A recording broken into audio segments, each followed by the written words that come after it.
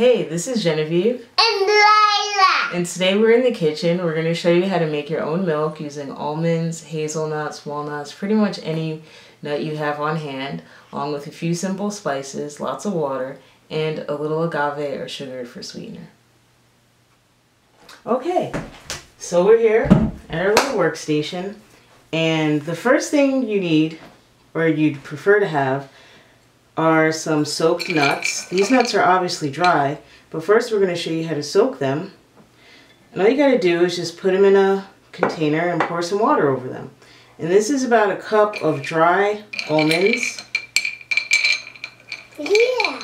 Yeah? Here, put them back in the bowl. And these are dry, unroasted, unsalted, natural almonds. So we're just going to cover them with water. Yeah. Whoa.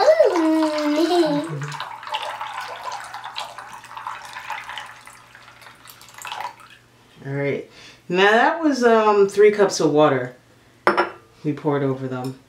And so you want to let them soak overnight. Oh.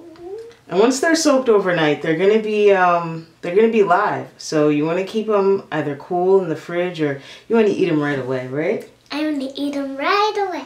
Yeah. So we're gonna put those to the side. Okay. So these are my almonds that are already sprouted. I sprouted them last night. And this is 2 cups of almonds right here. Can you eat one? Yes, you can have one. One with cinnamon. One with cinnamon? Okay. And so, as other nuts that you would probably want to sprout before making a milk are like hazelnuts. Those are really yummy sprouted. You can also soak Brazil nuts. Those are pretty good. So, I'm starting with almonds. That's what I have today. So we're going to pour our almonds in the blender. And so get them. Okay. And then I also like to throw in some hemp seeds. Depending on what I have on hand. If I use a lot of other nuts, maybe I won't use hemp seeds, but I'm going to use hemp seeds today. This is a 1/2 cup of hemp seeds we're going to pour in.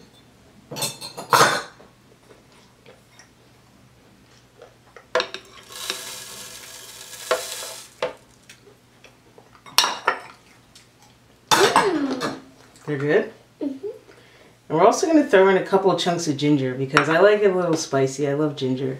And this is a great addition to our milk. While I was putting in the ginger, I'm also going to put in some cinnamon. This is kind of like a chai spice I'm making. Maybe you can call it that. And I'm going to put in a teaspoon.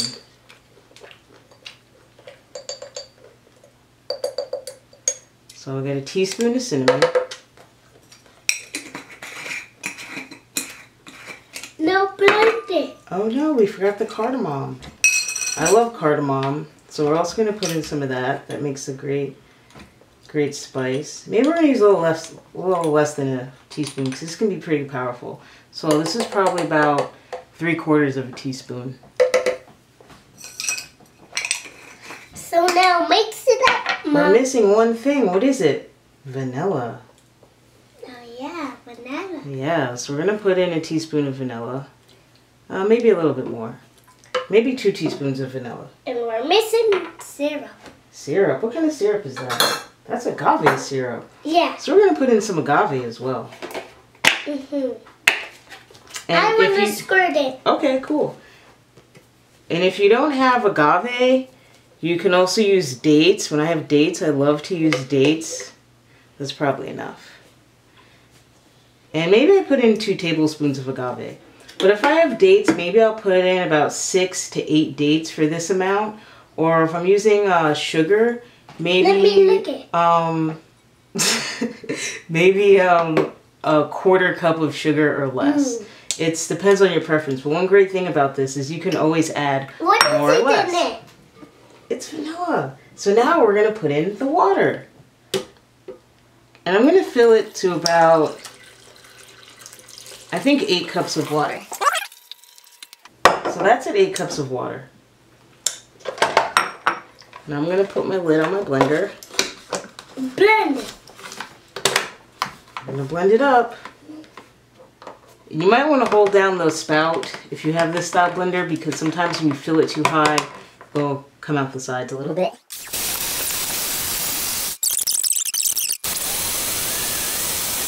So it looks about blended up now. I'm just going to add a little bit more water because...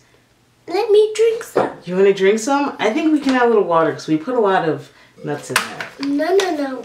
No, no, no? No, no, no. So I'm going to just top it up to 8.5 cups. Another great addition is coconut. Okay.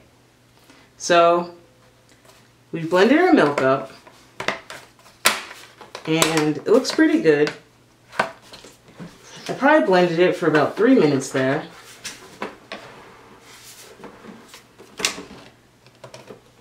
And now we're going to strain it. If you have cheesecloth, that's great. But I'm doing this without cheesecloth because not everybody always has cheesecloth on hand. But most people have strainers in their kitchen. Now I have 2 strainers here. So this usually gets out a lot of the pulp. So we're just going to pour it through a little bit at a time. And then let it rest because it's easier to squeeze it out when you don't have a whole lot of pulp in there. Now the extra pulp is great. I like to use it in cookies or breads or cakes.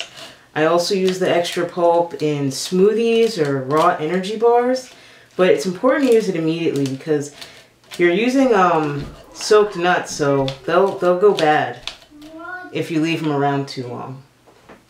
So we're just gonna keep pouring and straining. And I like to use a spatula to press it a bit. That's another benefit of having the 2 strainers. If you have cheesecloth, you can just pour it all in and squeeze it. And again, even when using the cheesecloth, I like to put the cheesecloth in a strainer because it supports it a little better. Now we can already see I have 3 cups. So I have my mason jars ready. And I'm going to hold my strainer in one hand and pour it with the other hand.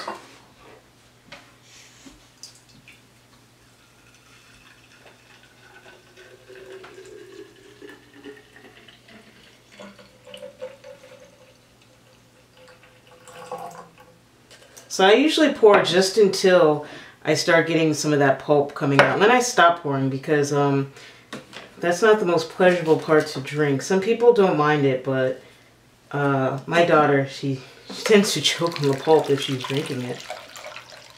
So I like to strain it out as best as possible. And it's great because right after this, I'm going to put this pulp in with some fruits and bananas and kale and make a smoothie.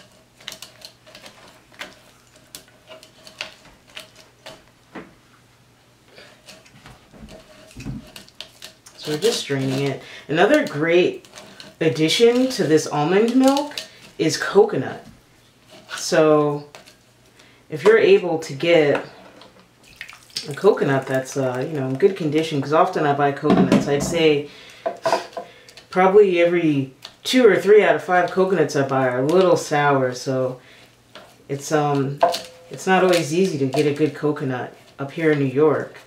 But I like to get the coconuts, crack them open. Well, of course, first drain the water out and drink that. The coconut water is excellent, fresh from coconut. And then I'll crack it open and use the meat to either snack on or to add to my almond milk. It makes an excellent milk as well. Once you have homemade coconut almond milk, you'll never want anything from the store again. So we got some more milk. We're going to strain this milk as well.